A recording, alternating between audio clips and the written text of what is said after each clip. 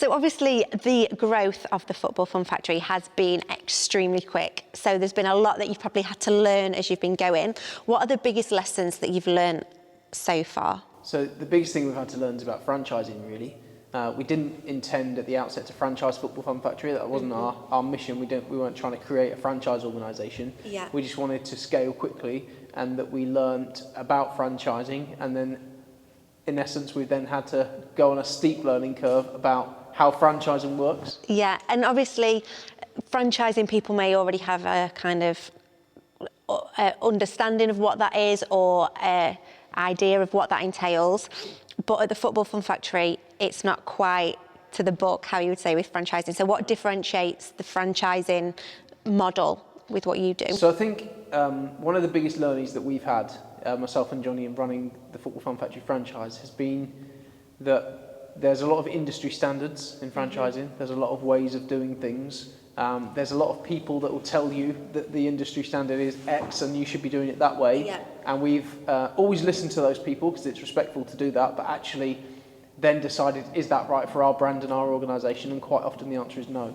So we've sort of taken on board advice, and we've tried to do Football Fun Factory franchising our way, and make sure that we put our own stamp on things. Things like the franchise fee itself. Yeah. We've been told by countless people that our franchise fee is too low. But actually I would say we're eliminating barriers to opportunity. So there's different ways of looking at things, and just because the industry standard is a certain way doesn't mean we have to do it that way. And obviously within business of course is about making a profit, but a lot of the things that happen within the FFF are about development. Can you tell me a little bit more about that, about the ethos behind that and where that came from? I think the great thing about what we do is that you can talk about making a profit, or you can talk about the number of children coming on our programs, attending our programs, and they're the same thing.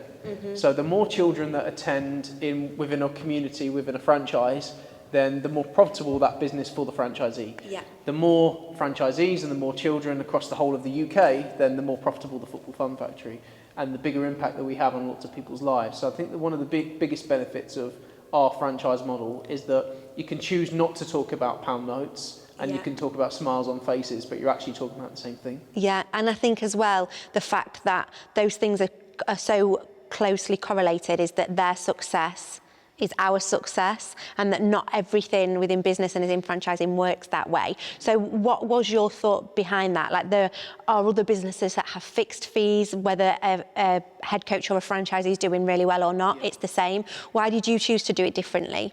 Ultimately, we want to see people succeed. So we always say to people, your success is our success, because if we've got 100 people out there representing the Football Fun Factory brand, then in a positive way, creating positive experiences in their local community, then they are providing an incredible service to us and to the children and parents within their local community. So yeah, we want to support people as best we can. We also want them to stay with the Football Fun Factory. So we want a 2-year-old child to go on a journey when they're 10 years old, they're still playing football with us. Yeah. We also want that to be true for franchisees, because we always avoid the term lifestyle business, because people associate a lifestyle business with something they do that they're passionate about but doesn't actually make much money. Yeah. Whereas this is a lifestyle business where it's something you're passionate about but actually can turn a tidy profit too. Yeah, I think as well within business, a lot of people, you often hear, like, if it sounds too good to be true, it probably is. And actually, have you found for you that that's been almost a negative for you because everything is so good? It's hard to believe, because we've got something where people can follow their passion, work time in football, full-time in football, in an industry where it's incredibly difficult to have a full-time job within, be your own boss, set your own schedule, and earn loads of money doing it. It sounds like I'm selling a pipe dream. It sounds like it's this mystical thing that doesn't exist, whereas we've created something that is completely unique. There's nobody doing what we're doing, but there's a brilliant business model that sits behind it, and that's what we're really proud of. And did you find that, obviously it's a lot different now because we've got the numbers to back it up. We've got the success stories from 40 franchises across the UK and obviously now into Scotland as well. But what sort of feedback did you get? When you first said, actually, I'm going to leave and this is what I'm going to do. What did your friends say? What did your wife say? So when I first started, a bit of scepticism around, is that a business? Can that be a full-time business? I actually left a job I was in for sort of 9.5 years. I was working within a professional football club, took a job completely outside of football, and what I realised very quickly is I kind of lost my passion, and that football was something I was truly passionate about. Started coaching and turned that into a business. Nobody else understood it the way that I did, because I'd kind of been there and done it in terms of monetising football programmes over a sort of long period of time. Yeah. So I knew from the outset that I could turn that into my profession. Yeah. And I also knew from the outset that if we then franchised that we could help other people do that too. Mm-hmm. And did your family and friends have the same opinion? Did they think you could do it? I think that yes, they believed in me, but did they believe it could be achieved so quickly? I think different timescales. I think that's the key. And was your timescale what it is now, or? My timescale is always much quicker than anyone else's. So yeah, I think it's very much a case of, yeah, but you're meant to, get a year under your belt doing it part-time and all those kind of things. But the business model is there and it works, and people can get up to speed really quickly. Yeah, and I think, like you say, speed and pace has been a huge thing, hasn't it, for the business? And again, when you kind of look at when people are investing in a business, that we've not been running for an awfully long time. Like when you look at some of the other industries or the kind of businesses within this industry have been running a lot longer, but already you're seeing more success. What do you think that's down to? A completely different ethos to that anybody else has got. So we've got so many USPs at Football Fun Factory. People think it's the inflatables, and that is one of them. But then the ethos that sits behind it, and the true USP really is the people. So the fact that the head coach is the deliverer, they're the person that goes out and delivers the experience. They're at the end of an email, they're on social media, they are the whole business. Yeah. I think that's the key. Which is more important to you, happy children or happy coaches? I think they go hand in hand. So to give a really rubbish answer, that yeah, they go hand in hand. If the children are happy, the coach will be doing a great job, and therefore the coach will be really happy because they've got loads of children come to the experiences. Yeah. Also, like you say, when you're first setting up a business, there's a lot of what ifs, which obviously are taken away from what you do. How easy has it been to kind of think of all those questions and also or kind of almost having that foresight of what could happen? How hard has that been? So my recommendation for anyone going into franchising is that you must document everything. So we've had to learn kind of the hard way really by creating work for ourselves.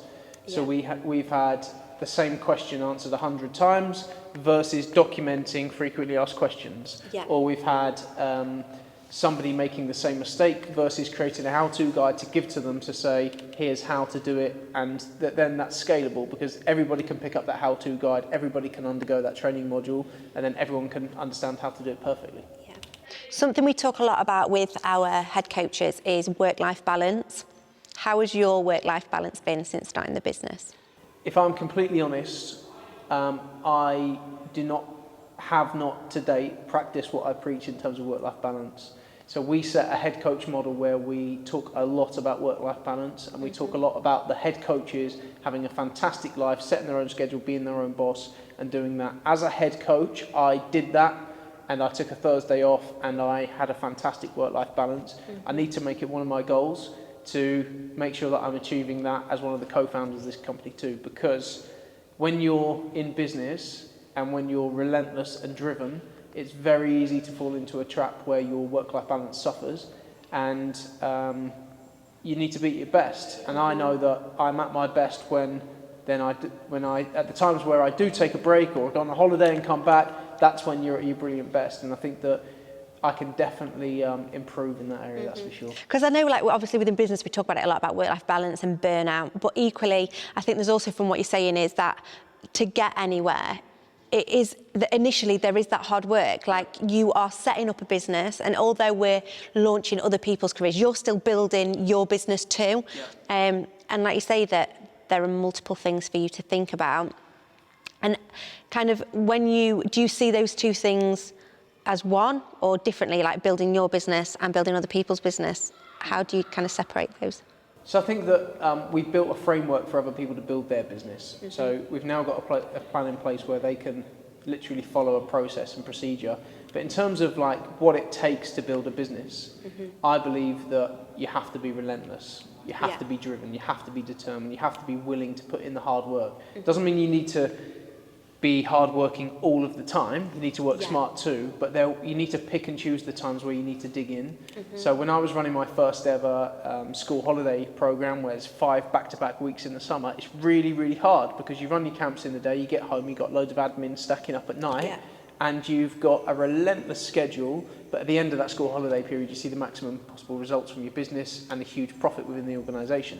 So there are times where you have to dig in, and I do not believe there's a business on earth that has been created where it's been easy. No, I would agree.